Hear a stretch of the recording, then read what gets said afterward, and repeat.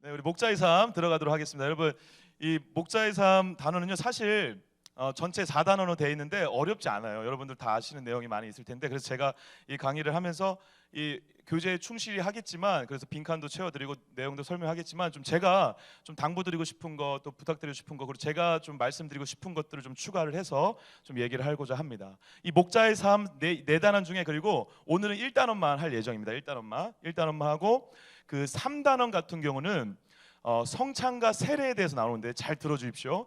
지금 여러분, 교회를 우리가 목장 교회를 하는 건데, 목장 교회를 하는데 교회가 성찬하고 세례를 해야 될까 안 해야 될까요? 할렐루야. 저는 대답을 잘하는 학생들을 좋아합니다. 예. 대답을 안 하면 자꾸 앞으로 갈 거예요, 제가. 예. 목장 교회가 교회인데 세례를 해야 될까요, 안 해야 될까요? 성찬을 해야 될까 안 해야 될까요? 해야 돼요. 예. 그래야 뭐가 생기니까? 교회의 정체성이 생기니까. 그래야 교회죠. 그리고 그래야 교회의 정체성도 생길 뿐만 아니라, 그럴 때 교회로서의 힘을 갖고 교회로서의 어떤 정체성으로 다시 함께 모이고 더 그 안에서 은혜를 나누고 누리는 것이 더 폭발적으로 일어날 수 있습니다. 그래서 실제로 많은 교회에서 목장 교회를 할 때, 특히 이 교제가 이제 지구촌 교회인데, 지구촌 교회는 이제 침례 교단이라 그게 좀 가능하기도 한데요. 3단원에 목자가 실제로 성찬과 세례를 인도할 수 있도록 그렇게 안내를 해놨어요. 근데 거기 그 교회도 그냥 하는 것이 아니라 담임 목사님이나 목사님들이, 그리고 장로님들이 목자들한테 위임을 해요. 위임식을 가져요. 그래서 이번 주간에 성찬을 할 수 있게 어떤 위임식을 진행한 다음에 목장 교회 가가지고 그것을 진행할 수 있도록 허락을 해주는 거죠. 그리고 근데 세례는 마음대로 이렇게 하기가 좀 어려운 부분이 있어서 목사가 그 목장 교회에 가서 동석을 해가지고 그 모든 과정들을 함께 동참하고 진행을 해주고, 그 부수적인 일들은 목자들이 도와주는 방식으로 진행을 하고 있습니다. 근데 우리 교회는 이 침례교단이 아니고 장로교단이고 또 보수적인 합동교단이기 때문에, 그런 위임식을 통해 어떤 성찬이나 세례한다는 거에 대해서 좀 조심스러운 부분이 사실 있어요. 누군가는 된다고 할 수도 있고, 누군가는 굉장히 반대를 할 수도 있거든요. 근데 그거는 누가 찬성을 하든 반대하든 그게 좋고 나쁘게 문제가 아니라, 교회가 하나님 안에서 지혜롭게 논의하고 그런 가정들을 결정해서 결정을 하면 되는데, 저희 교회는 일단 목장 교회를 시작하는 이 시점에서는 그 목자가 그러니까 세례와 성찬을 인도하는 것을 일단 나중으로 보류를 하기로 했습니다. 이해가 되시죠? 그러니까 우리는 목장 교회가 성찬과 세례를 해야 되고 당연해야 되고, 그래야 정체성이 있는 건데, 지금은 준비하는 과정이기도 하고, 그리고 앞으로 또 우리가 논의해야 될 일들이 많이 있기 때문에 해도 된다, 하지 말자, 이렇게 지금 이렇게 얘기하기는 좀 어려운 부분이 있고, 나중에 좀 논의가 되고 또 당회에서 이것이 통과가 돼야 되거든요. 통과가 된 다음에 공식적으로 그것들이 인정이 될 때 이 교육과 이 내용에 대해서 다시 한번 좀 다루는 방식으로 진행을 하고자 하겠습니다. 사실 3단원이 그래서 사실 어렵지 않거든요. 세례가 뭔지, 성찬이 어떤 의미가 있는지, 그리고 목자가 성찬을 인도할 때 어떤 멘트를 해야 되는지, 어떻게 인도하면서 안내를 해야 되고 떡을 어떻게 나눠줘야 되는지, 그런 것들의 상세한 설명들이 있습니다. 그래서 참고하면 좋긴 한데, 오늘은 그 부분을 다루진 않고 나중에 저희가 기회가 되면 이 부분을 좀 다루고 진행하도록 하겠습니다. 그럼 그 전까지는 어떻게 할까요? 교회 전체 성찬을 할 때 하면 되고, 세례도 저희가 이 상반기, 지금 상반기 한번 하반기 한번 그렇게 진행하고 있는데, 그때 세례를 받을 수 있도록 목장 교회 우리 구성원이, 내 식구가, 내 가족이 그때 맞춰서 세례를 받을 수 있도록 안내해 주시고 도와주시고 또 축하해 주시고 격려해 주시고, 그런 시간들을 가지면 좋을 것 같습니다. 근데 굉장히 성찬하고 세례는 근데 중요합니다. 그것을 하는 것 자체가 교회의 정체성이기도 하지만, 그것을 통해서 교회 그 한 구성원들이 모두 어떤 축제처럼, 잔치처럼 교제할 수 있고, 그리고 내 몸이다라는 것을 서로 고백하는 시간이기 때문에 굉장히 의미가 있죠. 그러니까 제가 이거 부분을 하면서 좀 시간이 좀 촉박하긴 한데, 제가 이제 청년 사역할 때 그 제가 전도사 때죠. 전도사 때 제가 성찬을 이제 청년들하고 너무 하고 싶어가지고 담임 목사님께 허락을 받고, 그 담임 목사님께서 좀 이렇게 어떻게 보면 이 좀 넓은 마음으로 이해를 해주신 거죠. 허락을 받고 장로님, 이제 그 청년부 담당 장로님과 함께 이제 성찬을 저희 청년부 내부에서만 자주 했었어요. 그리고 이것을 이제 수련회 가서 했을 때 어떻게 했냐면, 저희는 빵을 제작을 좀 크게 했어요. 빵을. 그래서 식빵 같은 거 있죠. 식빵 같은 걸 크게 제작을 해가지고 저는 이제 이 전통적인 이 성찬 방식이 나쁘다는 게 아니라 이것보다는 그게 좀 더 의미가 있을 것 같아서 그렇게 했는데, 그렇게 함으로 어떤 은혜와 효과가 있었냐면, 이 빵을 이렇게 크게 이제 자른 다음에 이것을 제가 처음에 일단 저는 이제 뜯어 먹고 주님의 몸입니다 그런 식으로 이제 멘트를 한 다음에 뜯어 먹고, 다음 사람을 나오라고 했었어요. 그 다음 사람에게 이 떡을 이제 앞에 보여주면서, 이 떡을 먹고 주님의 몸으로 우리가 하나가 될 뿐 아니라 이 떡을 주님의 몸된 교회로서 우리가 하나가 되고 앞으로도 이 교회를 또 전하고 증거하는 삶으로 살아가기를 바라십니까? 그렇게 결단하십니까? 그 질문을 해요. 그 질문을 하고 질문에 아멘하면 그 빵을 찢어서 먹어요. 그럼 그 찢은 빵을 이제 그 사람이 받는 거예요. 그 청년이 받고 그 다음 청년이 또 받아서 그렇게 그 빵을 다시 찢어 먹고. 제가 이제 그렇게 한 이유는, 이 청년들이라든가 이제 젊은 가정들이나 젊은 세대들이 이 성찬을 그냥 이제 막 접시 있는데 나눠주고 그러면 그냥 이제 자기만 먹고 이런 인식이 조금 약하다라고 저는 판단이 됐었어요. 그래서 눈으로 보이는 시각 효과가 좀 있어야 되겠다. 그리고 실제로 여러분 예수님께서도 그러한 방식으로 하셨다라고 해요. 예. 그래서 청년이 한 50명이면 50명이 다 한 명씩 그렇게 멘트를 받고 아멘하고 또 빵을 찢고 먹는 이 과정들을 다 보면서 여러분 놀랍게 이 과정들을 보는 거, 그리고 자기가 또 그 몸으로 거기에 참여하는 그 과정들이, 하나님께서 진짜 우리가 한 몸으로, 그리고 예수님이 그 몸을 찢으심으로 우리를 한 몸으로 묶으셨다라는 그 은혜가 그 성찬을 진행하는 가운데 그 청년들 한 명 한 명 마음 가운데 이렇게 퍼져 나가더라고요. 그래서 제가 그 성찬식을 잊을 수가 없는데, 그날 이 선교사 그렇다고 그렇게 결단했다고 또 꼭 좋은 성찬은 아니지만 선교사로 결단하는 애가 2명이 나타나고 그날 수련회가 끝나고, 그리고 한 명은 이제 주의 종으로 한 명 또 결단한다고 하고, 또 각자가 삶의 터전에서 그렇게 예수님의 찢은 몸을 먹은 자답게, 그리고 또 누군가에게 그것을 전하는 마음으로 살아가겠다라고 하면서 은혜가 정말 많았어요. 그래서 얼마 전에 제자가 찾아왔는데, 그 제자가 이제 전도사를 요즘에 이제 하고 있거든요. 사역을 시작해서. 그 청년이 그때 그 얘기를 해요. 이번에 찾아서 또 그 얘기를 하더라고요. 우리가 성찬을 그냥 하는 게 아니라 이 성찬을 통해서 우리가 주님 안에 한 몸이고, 그리고 한 몸 된 우리가 또 누군가에게 그 몸이 되어주는 그러한, 그래서 예수님의 죽음과 부활을 기억할 뿐 아니라 그 기억된 그대로 또 살아내는 믿음의 결단을 할 수 있는 시간이 언제다? 성찬이다. 그래서 성찬이 너무 중요합니다. 그래서 여러분들이 기회가 되면 그렇게 좀 작은 그룹으로 교회에서, 실제로 목장 교회에서 성찬을 할 수 있게 된다면, 여러분들의 나름의 어떠한 또 마음을 구하시고 또 지혜를 구하셔서 여러 가지 방법으로 할 수 있겠지만, 근데 너무 이상한 방법으로 하시면 안 됩니다. 네. 어디 인도 어디 떡 같은 거 가져와가지고 막 진짜 술을 막 이렇게 너무 가득 따른다든가. 저희 청년들한테도 이제 술을 이제 줄 수 없으니까 이제 포도 주스 같은 걸로 이제 진행을 했는데, 그래서 이 나름대로의 어떤 방법으로 진행을 하시면 좋을 것 같은데, 일단 지금은 저희 교회는 성찬과 세례를 교회 전체에서 하는 것으로 대신하고, 우리는 일단 그 목장 교회를 다른 측면에서 교회로서 끌고 가는 자로 좀 이렇게 활동해 주시고 진행해 주시면 될 것 같다라는 생각이 듭니다. 이해되시죠? 네, 그래서 3단원은 오늘 수요일 강의가 끝나고 나면 빈칸을 제가 채우시라고, 어떠한 빈칸을 쓸 수 있는지 내용을 다 올려드릴 거예요. 그 빈칸은 그렇게 채우시면서 한번 읽어보시면 될 것 같고, 강의는 안 할 겁니다. 3단원은. 그럼 오늘은 그래서 어디만 한다? 1단원만 할 거다. 좋으시죠? 네, 신속하게 빨리 끝내도록 하겠습니다. 예, 우리 첫 번째 단원, 목자의 헌신과 자기개발. 따라해 보겠습니다. 목자의 헌신과 자기개발. 여러분, 이 단원에 들어가기 앞서 제가 요 얘기만 잠깐 하면서 풀어가겠습니다. 목장교회를 왜 해야 되죠, 여러분? 이제 지난 시간에 이제 2주 동안 들었잖아요. 목장교회 왜 해야 돼요, 여러분? 50점. 장로님, 장로님 너무 귀한 말씀이십니다. 소그룹 활성화 또. 지금 일부러 자꾸 제가 교회 정체성, 그리고 막 성찬 세례를 강조하고 있잖아요. 목장교회 왜 해야 될까요, 여러분? 교회가 아니면 답이 없기 때문에 그래요, 여러분. 그러면 우리 전체 이 교회 아니냐? 맞아요. 근데 여러분, 지금 최근에 벌어졌던 그 일을 통해서 우리가 피부로 느꼈는데 코로나 3년 동안 어떤 일이 벌어졌죠, 여러분? 예, 예배, 영성, 기도, 말씀 다 무너졌어, 다 무너졌어.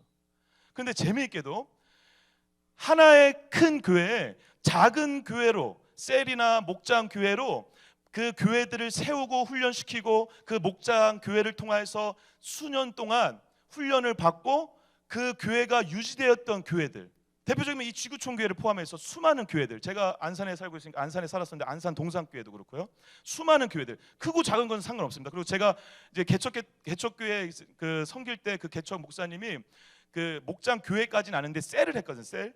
그래서 교회 형식으로 운영을 하셨어요. 지금 그래서 한 150명 되는데, 제가 처음에 거기 할 때는 7명이었는데 150명 될 때까지 뭘 했냐면 교회를 했어, 교회를. 예, 셀 교회를 했어요. 근데 어쨌든 그 교회도 마찬가지고 크고 작은 걸 상관없이 그 교회를 한 교회들은 코로나 때 어떻게 했을까요, 여러분?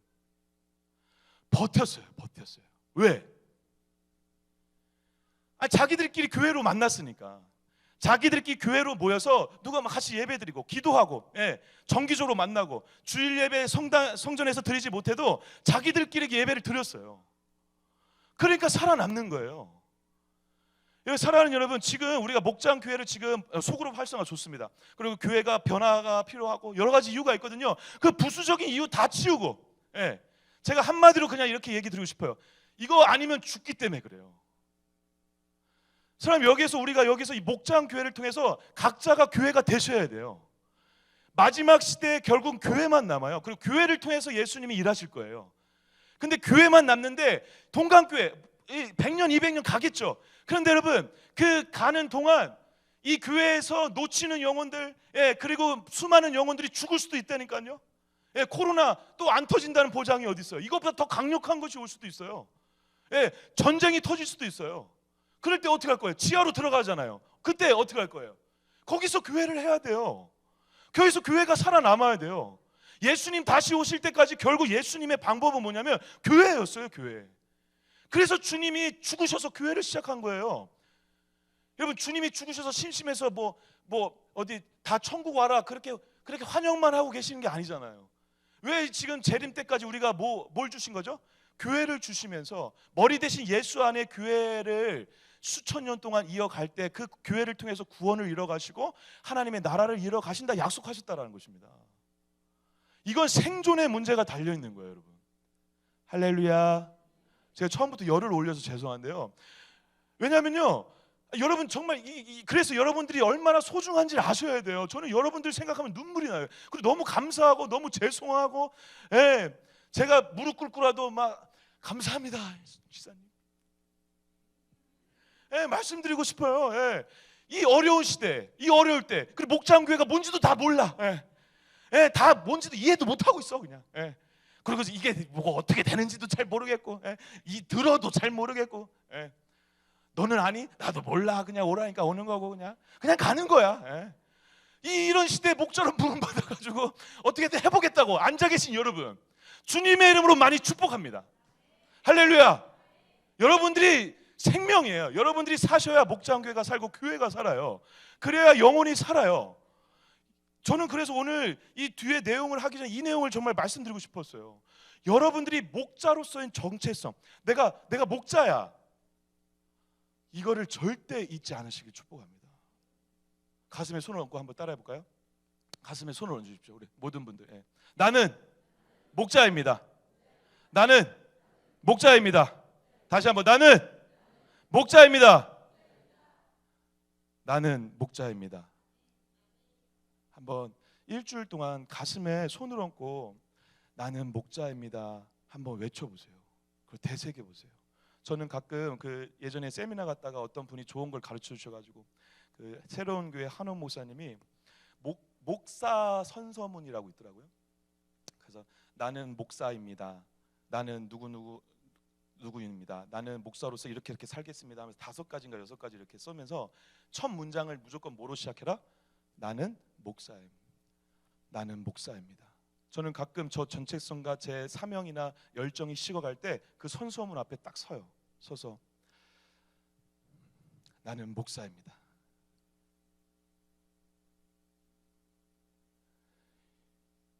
이 한마디만큼 저한테 무거운 건 없고, 그리고 이 한마디만큼 저한테 중요한 건 없어요. 근데 목사하고 목자하고 별 다를 게 없습니다, 여러분. 나는 목자입니다. 이 여러분들 안에 이 정체성이 여러분들의 모든 영혼을 사로잡아 여러분들을 통해 진짜 목자 되신 예수가 증거되어지고 선포되어지는 역사가 있길 주님으로 축복합니다. 축복합니다. 그래서 마지막 시대에 이렇게 교회가, 결국 교회가 버티고 교회가 살아야 되는데, 교회의 핵심은 뭐다? 목장교회의 핵심은 뭐다?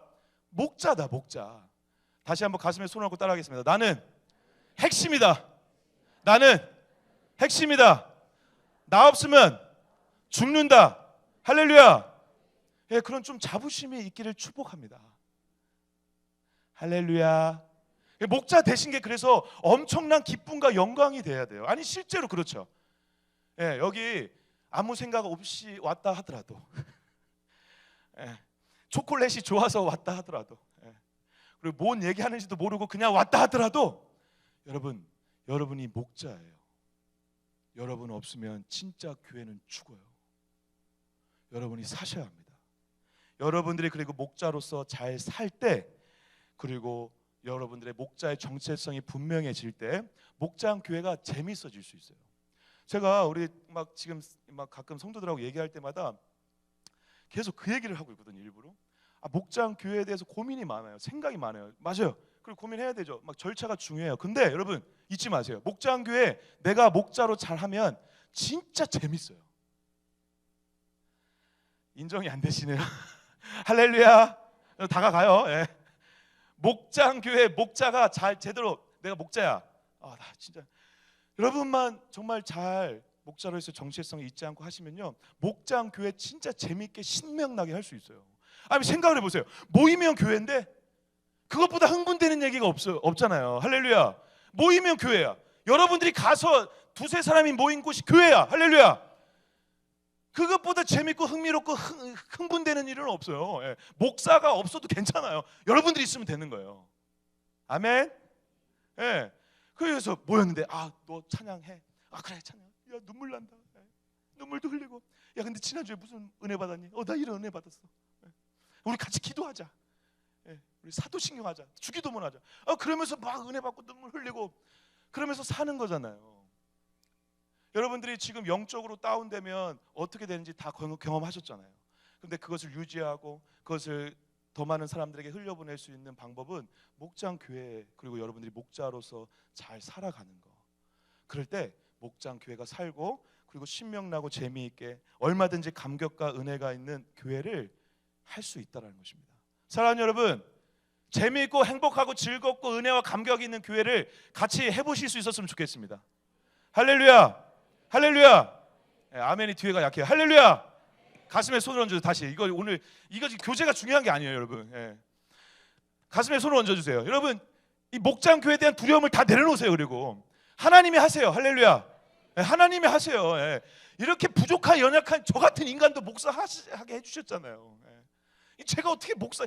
제 친구들이 들으면 다 비웃어요. 네가 목사야 이 새끼야? 그러면서. 예? 다 비웃. 지금 얼마 전에도 술자리에 저 불러가지고 야 이 새끼야 네가 목사야 그러면서 비웃었더라고요. 야이씨, 자, 야 사이다 한 잔 줘봐. 그러면서 사이다로 짠 한 잔 하고 먹으면서 야 그래도 임마 내가 목사인데 너가 나한테 그렇게 얘기하면 안 되지. 그러면서 이제 일장 연설 저도 시작을 했죠. 일장 연설 시작하면 또 들어요 이제. 예전에 안 들었어요 그 친구들이. 오면 아이씨 목사 재수 없어 막 그러면서 욕하고 막 그랬는데 지금은 제가 복음을 얘기하면 들어요. 왜? 하도 얘기하니까 들어요. 듣고 막 웃어요. 웃고 막 비판도 하고. 근데 제가 이제 철학을 공부했잖아요. 그냥 논리적으로 막 서로 까는 거죠. 막 왜 신의 존재가 맞냐 틀냐부터 막 해요. 근데 이제는 들어요. 그러면서 사이다 한 잔 또 따라가 또 짠하고 막. 그러면서 가면서 무슨 얘기 하는 줄 아세요? 이제는 조금 이제 마음의 문을 친구들이 열어가지고 연목사 네가 교회 하면 내가 그 교회 간다. 그것보다 더 엄청난 칭찬은 없어요. 이 새끼 저 새끼 찾는 애들 입에서 연목사 네가 교회 하면 간다. 할렐루야. 오지마 내가 안 받는다 이씨. 절대 오지마. 너는 오지 마라 내가. 이씨. 술꾼을 안 받는다. 술꾼 받아줘야죠. 저도 술꾼이었고, 저도 난장판이었는데 친구들이 비웃고, 네가 어떻게 목사야? 아니에요. 가슴에 손을 얹고 다시 한번 가슴에 손 얹어주세요. 뒤에 안 얹으신 분들 제가 올릴 때까지 할 겁니다. 이거 가슴에 손을 얹고 따라해 보겠습니다. 나는 목자입니다. 나는 하나님이 부르셨습니다. 나는 하나님께서 세우셨습니다. 나는 하나님이 사용하실 것입니다. 나는 하나님이 함께 하십니다. 할렐루야, 할렐루야. 나 같은 것도 세우신 하나님이 하실 줄 믿습니다. 여러분들이 살아야 돼요. 여러분들이 그리고 사실 거예요.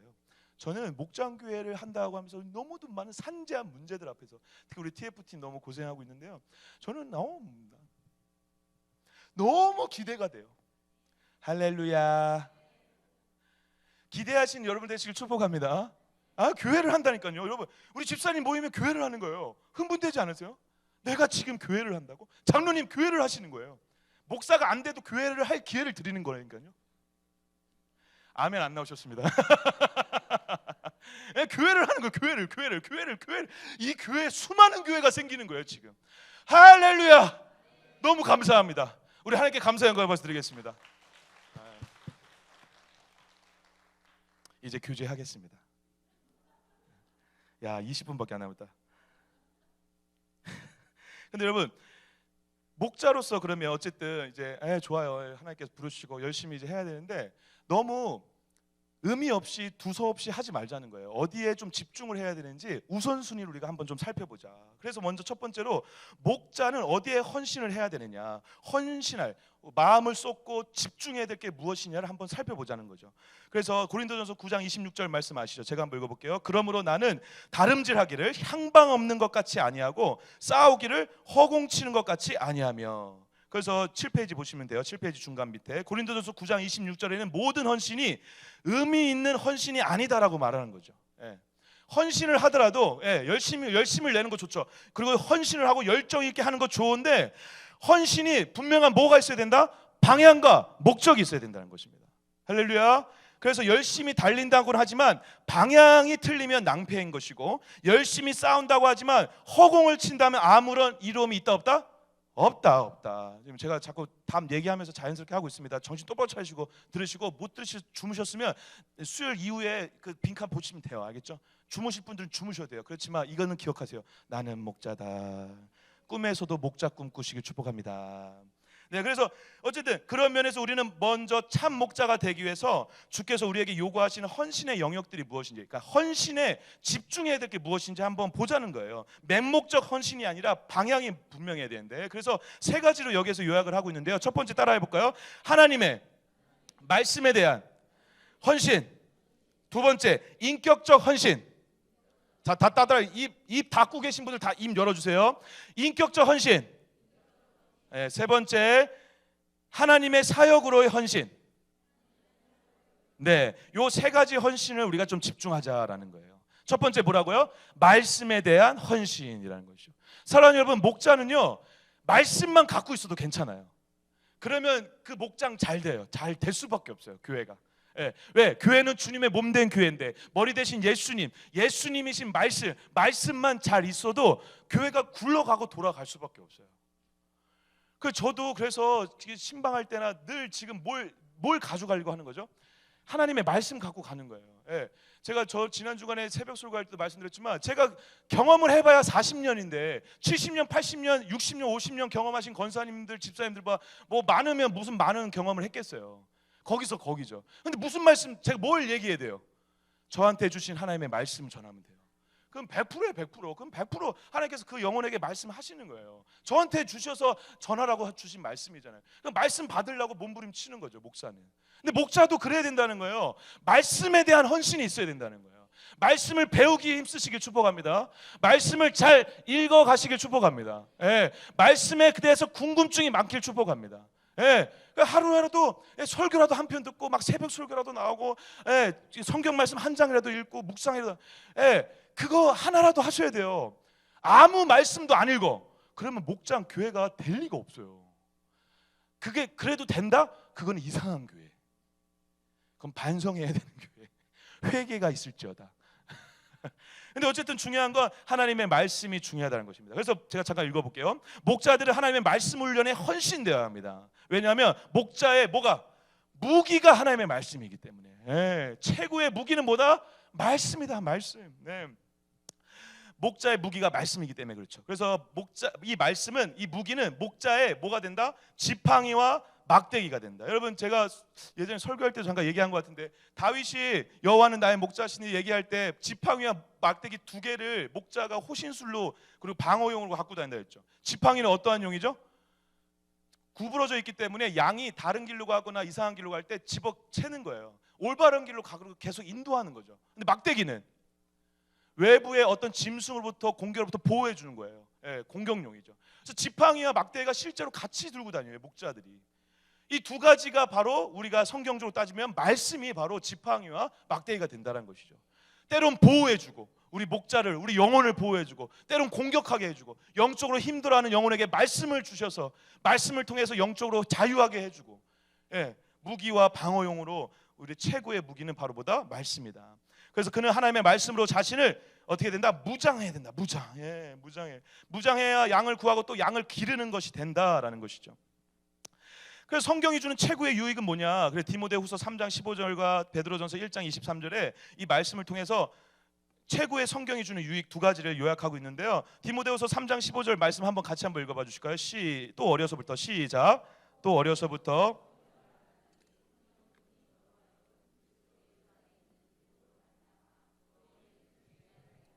아멘. 그래서 옆에 한번 써보세요. 사람을 구원의 길로 인도한다. 사람을 구원의 길로 인도한다. 뭐가요? 말씀이, 성경이 사람을 구원의 길로 인도한다라는 것입니다.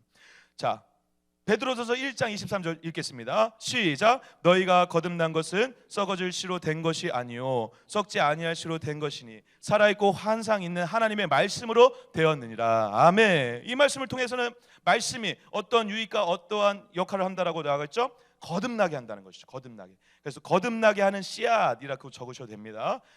말씀은 무엇이다? 우리를 거듭나게 하는 씨앗이다. 그래서 여러분, 말씀이 없으면 영혼 사역을 할 수 없어요. 교회 사역을 할 수 없어요. 교회를 이끌어갈 수가 없어요.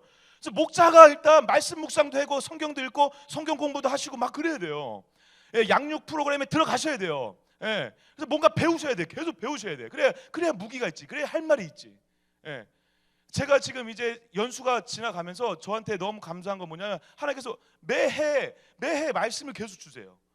똑같은 본문인데 다시 설교하려고 그러면 동강교회에서 설교했던 이 본문들이 예전에 설교했던 본문들도 가끔 있거든요. 근데 동강교회에서 준비할 때 다시 말씀을 주세요. 막 이것도 읽고 저것도 읽다가 이제 하나님의 은혜가 다르게 오긴 하는 건데, 어쨌든 뭐죠? 말씀이 다르게 오시는 거예요. 그러니까 말씀이 지금 계속 쌓이죠. 작년에 제가 시편 23편 여호와는 나의 목자시니 내가 그 말씀 가지고 설교했었잖아요. 올해 설교하면 또 다르죠. 또 뭔가 쌓여 있어요. 지금 1년 동안. 너무 감사하죠. 왜? 말씀과 함께하면 되는 거예요. 여러분들 안에 딱 찔렀는데 오늘 은혜 받은 말씀 한마디가 딱 나와야 돼요. 아침에든 오늘 설교 말씀을 통했을 때, 어제 우리 교구 목사님이 어떤 말을 했던 간에 말씀 한 구절이 내 가슴에 딱 있어야 돼. 딱 찔리면 그게 나와야 돼. 그래서 어떤 우리 목원이 와가지고 나 힘들어. 힘들어? 나 어제 이런 말씀 들었는데, 이게 돼야 돼요. 이게. 그러면 이게 자동으로 말씀으로 굴러가는 거예요. 목장 교회도 여러분 너무 두려워하지 마세요. 말씀 나눔이 많아요. 목장 교회가 지금.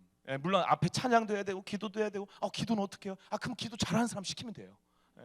간단해요. 그래서 막 시키고 말씀만 제대로 나누면 되는 거예요. 거기서. 근데 말씀을 나누려면 말씀을 알아야 되잖아요. 그래서 여러분, 목자는 말씀에 생명을 걸어야 된다는 것이죠. 두 번째, 하나님의 말씀은 그래서 어떤 초자연적인 경험보다 더 중시되어야 된다는 것이죠. 그 이유는 뭐죠? 초자연적인 건 이 베드로후서 이 말씀을 이제 좀 생략하겠습니다. 베드로후서 1장 26절 21절에 뭘 얘기하고 있냐면, 베드로 사도가 예수님을 만난 사건, 변화산 사건을 얘기하면서 그것보다 지금 뭐가 중요하다라고 얘기하고 있는 거예요? 말씀이 중요하다고 얘기하는 거예요. 제가 한번 읽어볼게요. 중간에 한 19절 정도 있네요. 제가 읽어볼게요. 또 우리에게는 더 확실한 뭐가 있어요?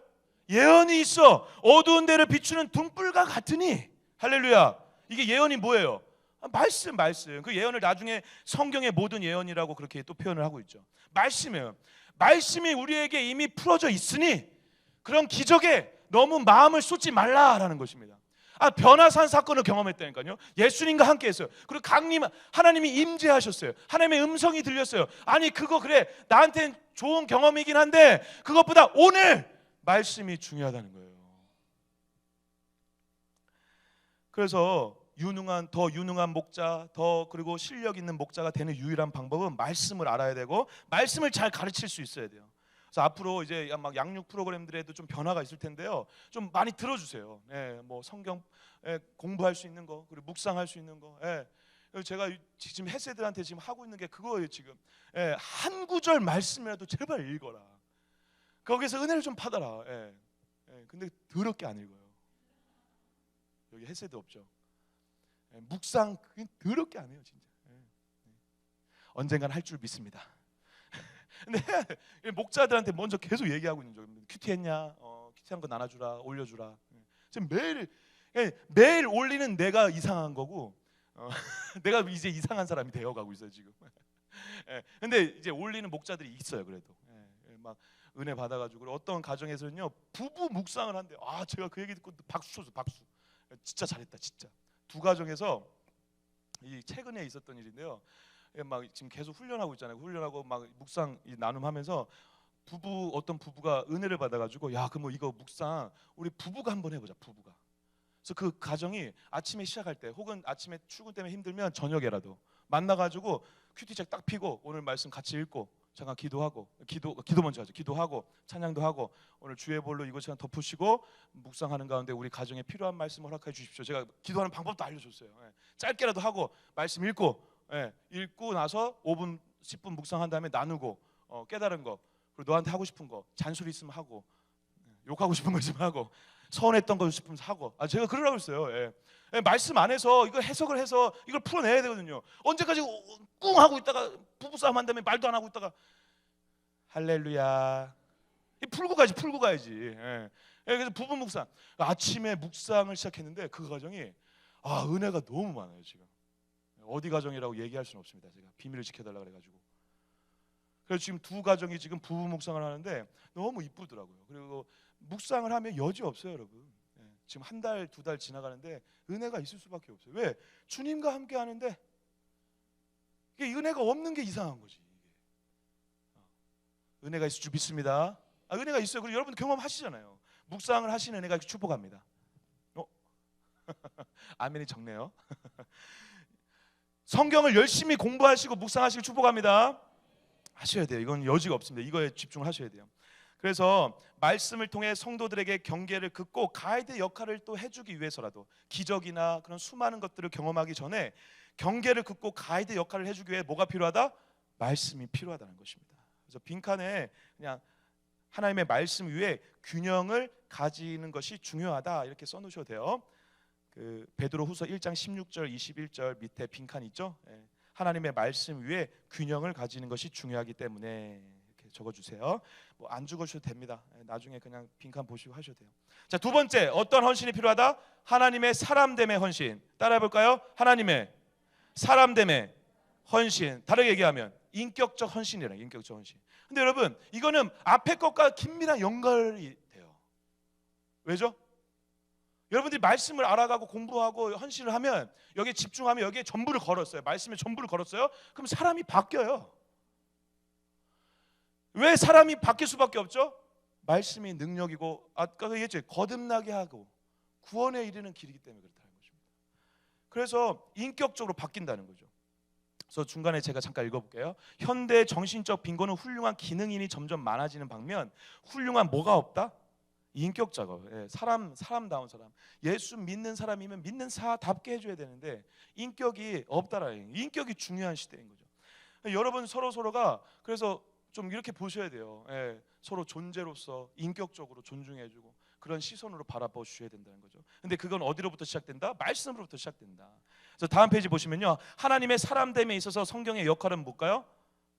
거기 말씀에 이제 그대로 잘 적혀 있는데 디모데후서 3장 16절 17절 같이 한번 말씀 읽어보겠습니다. 시작.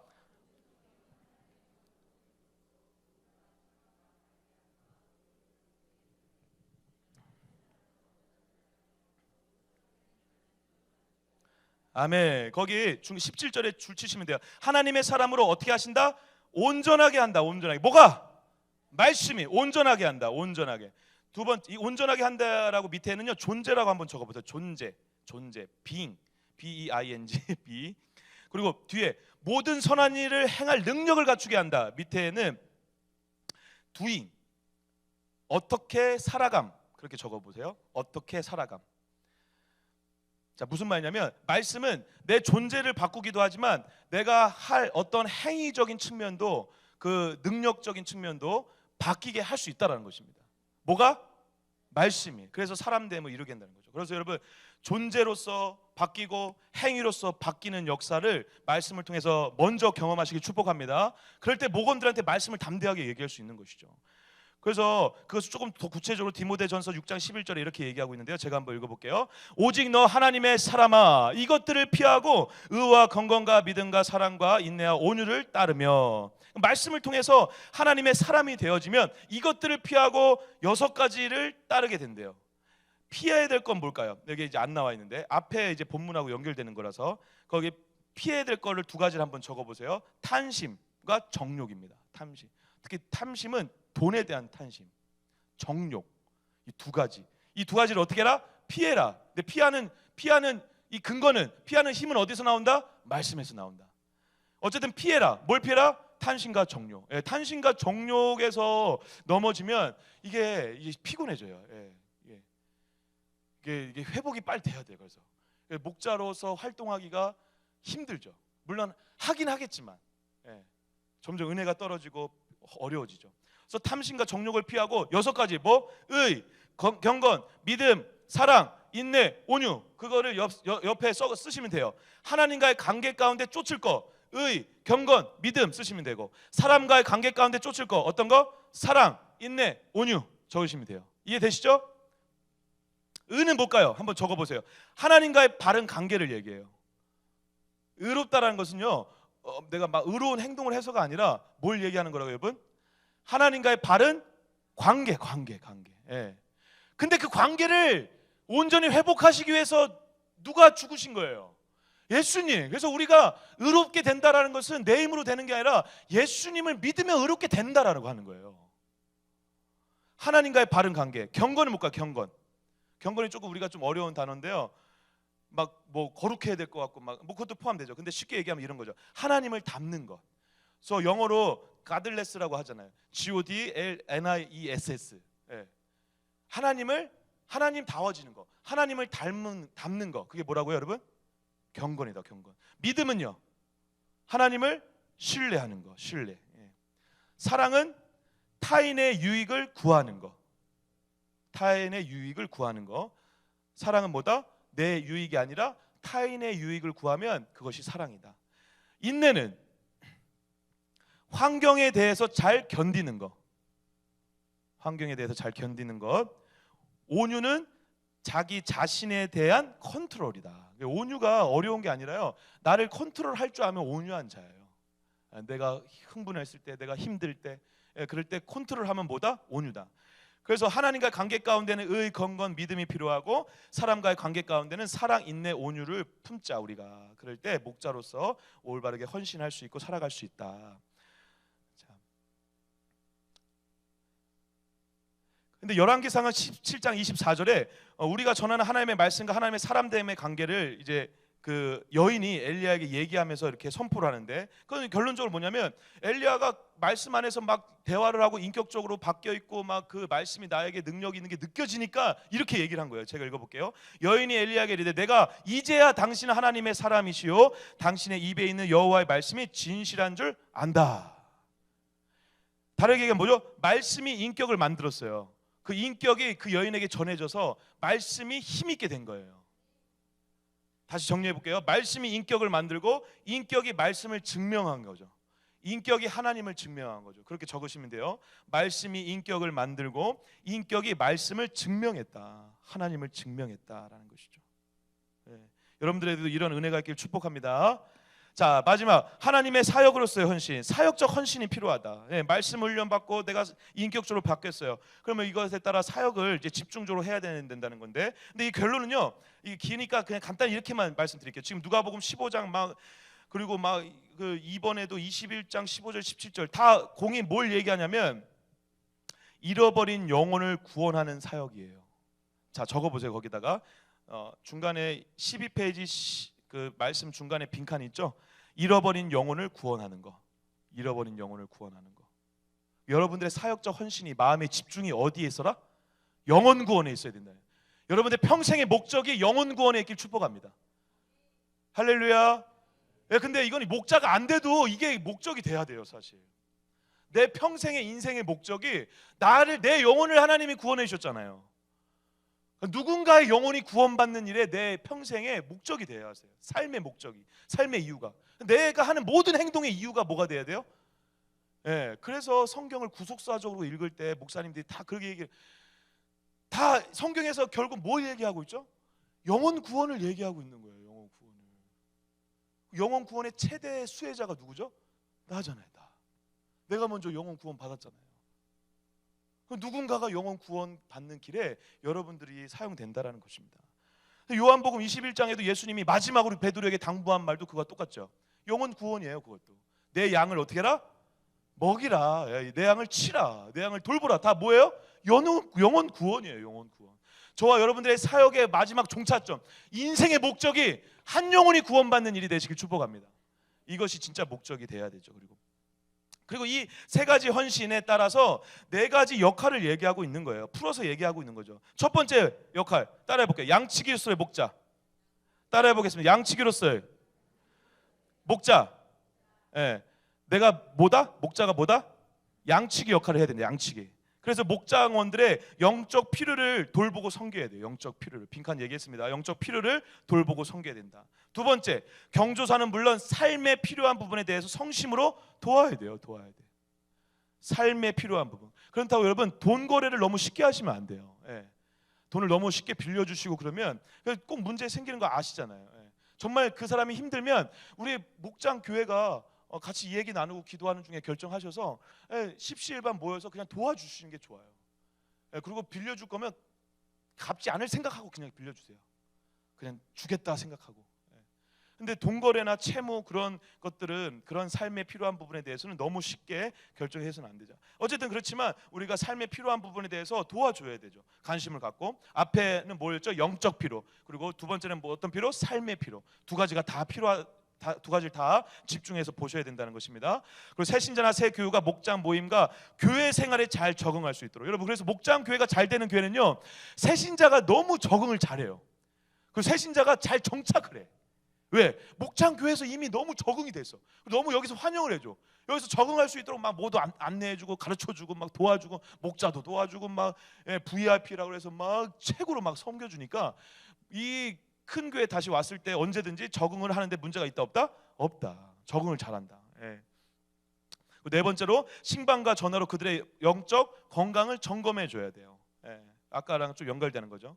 그래서 여러분 계속 끊임없이 이 목원에게 어떠한 이야기를 해야 되는지, 어떠한 말을 해야 되는지 좀 기도하시는 그런 노력들이 좀 필요하죠. 오늘 누굴 만납니다. 오늘 목장 모임, 목장 교회 예배를 드립니다. 주님 어떤 말을 해야 되는지 알려주시고 하나님의 감동을 허락해 주십시오. 계속 기도하시. 목사님들이 계속 신방 다니면서 계속 기도하면서 다니죠. 어떠한 말을 해야 되는지.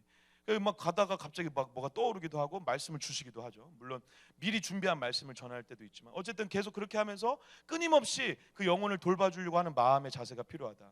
그걸 돌보고 격려하고 잘했으면 또 칭찬도 해주고. 그래서 건강을 잘 돌봐줘야 되고 영적 건강을. 그리고 다섯 번째는 목장원들의 상태를 관찰하여서 담당 사역자에게 정기적으로 어떻게 해야 된다? 보고해야 된다. 여러분들 이제 돌봐주시고 함께 해주시는 뭐 그 위에 목사님들이나 목자들 위에 이제 어떠한 단계가 있을 수 있거든요. 그런 분들한테 도움을 요청하거나 보고를 해서 이 목원들이 어떻게 지금 생활하고 있는지를 돌봐주고 보고해주고 같이 협력해 나가야 된다는 사실이죠. 두 번째 따라해볼게요. 전도 촉진자로서의 따라해보겠습니다. 전도 촉진자로서의 목자. 전도에 대해서 마음을 품고 노력을 하셔야 된다는 거예요. 여기 지금 이제 다음 시간에 이제 얘기할 텐데요. 목장 교회의 핵심 중에 하나는 영혼 구원이잖아요. 목자가 영혼 구원에 목숨을 걸었잖아요. 그럼 목장 교회도 뭐에 관심을 있을 수밖에 없다? 전도에. 그래서 전도가 되면 이제 어떻게 되는 거예요? 분가하는 거예요. 그걸 여기서 뭐라 하면 배가라고 하는 거예요. 또 다른 목자를 만들자는 거예요. 또 다른 목장을 만들자는 거예요. 근데 그거를 그러니까 뭐 부흥시키려고 하는 게 아니라 뭐가 목적이라고요? 영혼 구원이 목적이에요. 지금 사는 게 목적이라니까요. 살려야 된다니까요. 그래서 목장 교회가 그래서 중요한 거예요. 목장 교회가 안 되면 죽어요. 여러분들이 교회로 살아야 여러분들 살고 목원들도 살고 교회도 살고 다 같이 사는 거예요. 마지막 시대에 유일하게 남은 유일한 희망은 교회밖에 없습니다. 근데 여러분들이 그 교회에 목자로 부름을 받았다는 거예요. 할렐루야. 이 영광스러운 자리를 기쁨으로 잘 감당하시길 축복합니다. 할렐루야. 자, 할 게 너무 많아요. 저는 그렇지만 시간을 지키도록 하겠습니다. 대신 요 내용은 빈칸은 제가 올려드리고 다음 시간에 부연 설명 잠깐 하고 넘어가도록 하겠습니다. 예, 여기서 더 할 경우 여러분들의 원성과 지금 3분 4분밖에 안 지났습니다. 할렐루야. 잘했죠 여러분? 요 나머지는 추후에 제가 빈칸 올려드리고 또 강의하면서 추가적으로 말씀드리도록 하겠습니다. 자, 마지막으로 다시 한번 가슴에 손 얹겠습니다. 네. 꿈에서도 이 꿈을 꾸시는 은혜가 축복합니다. 나는 목자입니다. 나는 목자입니다. 나는 목자입니다. 우리 옆에 분 손잡아주면서 다시 얘기합니다. 당신은 목자입니다. 당신은 목자입니다. 당신은 목자입니다. 할렐루야. 네, 저와 여러분을 목자로 부르셨어요. 이 영광과 기쁨이 가득한 이 자리에서 여러분들이 이 길을 잘 걸어가시길 축복합니다. 그런데 걱정하지 마세요. 주님이 우리의 목자니까. 주님이 여러분들 한 명 한 명을 잘 끌고 가실 거예요. 여러분들 통해서 목원들을 살리실 거예요. 그런 사명감과 기쁨, 거룩한 부담감이지만 또 감격과 기쁨으로 이 모든 사명을 잘 감당하여서 우리 천국에서 야, 목장교회 겁나 재밌었다, 그렇게 고백하는 저와 여러분 되시길 축복합니다. 기도하겠습니다. 하나님 감사합니다. 오늘 목자 교육을 통해서 또 우리가 목자로서의 사명을 다시 한번 기억합니다. 우리를 목자로 불러주시고 세워주신 이 영광과 엄청난 기쁨을 우리가 더 만끽하는 자들 되게 하여 주시고 이 사명감으로 살아갈 수 있도록 인도하여 주시옵소서. 평생 목자로만 잘 살아도 잘 사는 인생일 줄 믿습니다. 평생 영혼 구원에 목숨을 거는 인생이라 하더라도 그 인생이 잘 사는 인생이 될 줄 믿습니다. 그 목자로서의 인생을 이제 시작하오니 우리 사랑하는 목자분들 붙잡아 주시고 함께하여 주시고 은혜를 부어주셔서 넉넉히 감당할 수 있도록 역사하여 주시옵소서. 그리고 이분들의 이렇게 귀한 헌신과 섬김 주님이 더 잘 아실 줄 믿습니다. 정말 말로 형용할 수 없는 이들의 마음을 주님이 어루만져 주시고 격려해 주시고 잘했다 칭찬해 주시고 축복해 주셔서 이들의 두렵고 떨리는 마음, 걱정스러운 마음 가운데 여전히 내가 너와 함께하고 있다라는 그 하나님의 음성으로 다시 힘을 얻고 목자로서의 정체성과 사명을 잘 감당할 수 있도록 은혜 베풀어 주시옵소서. 많이 축복합니다. 사랑합니다. 이 목자들 주님 손에 맡겨드립니다. 감사드리오며 예수 그리스도의 이름으로 간절히 기도드립니다. 아멘. 박수로 마치겠습니다.